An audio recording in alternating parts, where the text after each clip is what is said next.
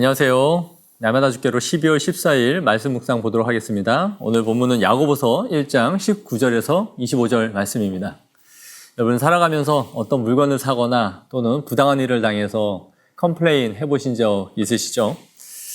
처음에 좋게 얘기를 하고 잘 일을 끝내고 싶었는데 잘 안 해줍니다. 그래서 얘기하다 보면 또 화가 나죠.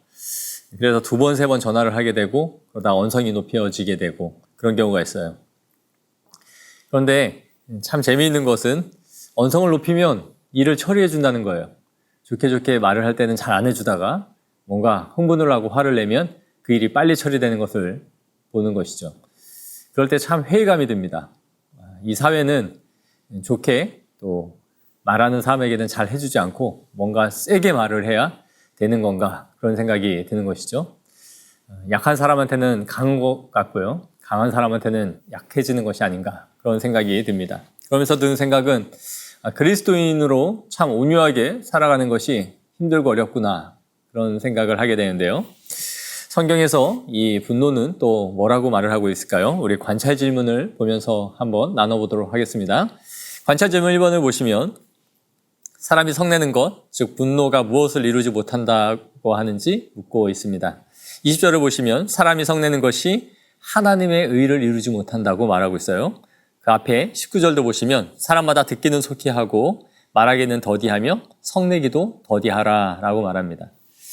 야고보 기자는 우리에게 성내기를 더디하래요. 왜냐하면 그것이 하나님의 의를 이루지 못하기 때문이다 라는 것이죠.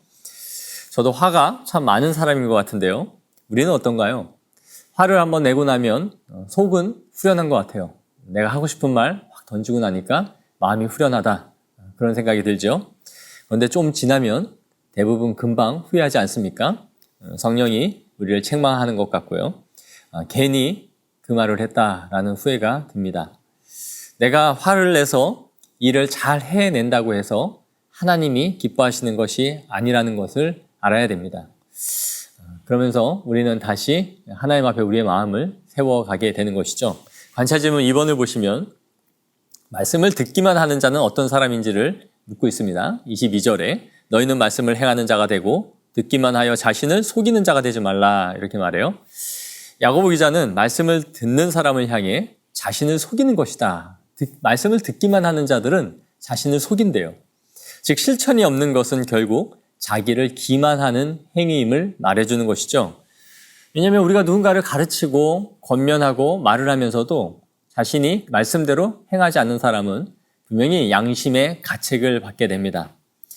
여기서 실천이 없다는 것은 어떤 말씀을 힘써서 지키다가 쓰러지고 넘어지는 것을 말하는 것이 아니라 자신을 그 말씀에서 아예 배제시키고 생각하는 것을 말하는 것이에요.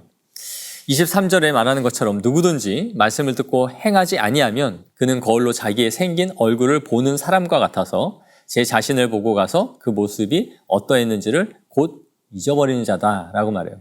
거울을 봤는데 자기 얼굴에 뭔가 막 붙어있는 것이 있는 거죠. 그럼 그것을 떼어내고 닦아야 되는데 돌아서서 내 얼굴에 무언가를 붙은 것을 잊어버리는 사람이다라는 것입니다.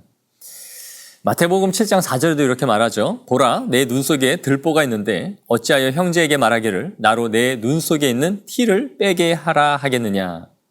외식하는 자들의 전형적인 특징이죠. 우리나라 속담에도 머무든 개가 머무든 개를 나무란다 라고 하는 것처럼 다른 사람을 고쳐야겠다라는 생각만 하지 자신 안에 있는 더러운 것은 보지 못하는 사람을 말하는 것입니다. 그것이 곧 자신을 속인다라고 말하는 것이죠. 관찰 질문 3번에 자유롭게 하는 온전한 율법을 들여다보는 자는 어떤 사람인지를 묻고 있습니다. 25절에 자유롭게 하는 온전한 율법을 들여다보고 있는 자는 듣고 잊어버리는 자가 아니요 실천하는 자라고 말씀합니다. 자유롭게 하는 온전한 율법이란 바리새인들이 말해준 율법과는 다른 것을 말해줘요. 바리새인들은 율법을 사용했는데 그 율법이 누군가를 자유롭게 한 것이 아니라 얽어매고 부자유하게 만들고 그 율법대로 살지 못하는 자들을 향해 정죄하는 용도로 쓴 것이 그들의 율법이었습니다. 그러나 자유하게 하는 율법은 성령의 법을 따라 행하는 것이에요. 그래서 그 법을 행하면 행할수록 마음의 기쁨과 감사와 평안이 있기에 이것은 자유를 주는 율법이다라고 말해주고 있는 것이죠. 오늘 이 말씀을 우리가 또 묵상하고 적용해 보기를 원합니다. 첫째는 분노가 하나님의 일을 이루는 것이 아니라 도리어 파괴한다라는 것을 알아야 합니다. 세상은 어떤 일을 그 사람에게 맡겨두면 그 사람이 화를 내든지 아니면 누군가를 무시하든지 어떤 방식을 통해서든지 그 일을 잘 처리해내면 그 사람을 인정해 줍니다. 저 사람한테 맡겨놓으면 콩이 되든 가루가 되든 어떻든지 해내는 사람이야 라고 하면서 그 사람의 실적을 인정해 주죠. 그러나 성경에서는 그런 식으로 하나님의 일을 하는 것을 원하지 않습니다. 오히려 하나님의 나라를 세우는 것이 아니라 하나님의 의를 이루지 못하는 사람일 뿐만 아니라 도리어 하나님의 일을 파괴하는 것입니다. 그러므로 우리가 어떤 일을 함에 있어서 화내는 것을 정당화하는 것이 아니라 우리의 마음을 잘 지키는 성도들이 되기를 원해요. 또 두 번째로 실천이 없는 믿음이 자신을 속이는 것이다 라고 말하고 있다는 것을 우리가 잘 기억하기 원합니다.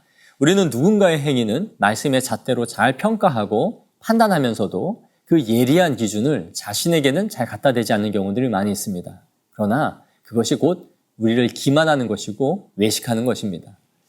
이 말씀의 실천의 중요성을 우리에게 말씀해주고 있는 것이죠. 그래서 우리가 실천함을 통하여 자신의 믿음에 살아있음을 보여줄 수 있는 건강한 그리스도인이 되어지기를 소망합니다.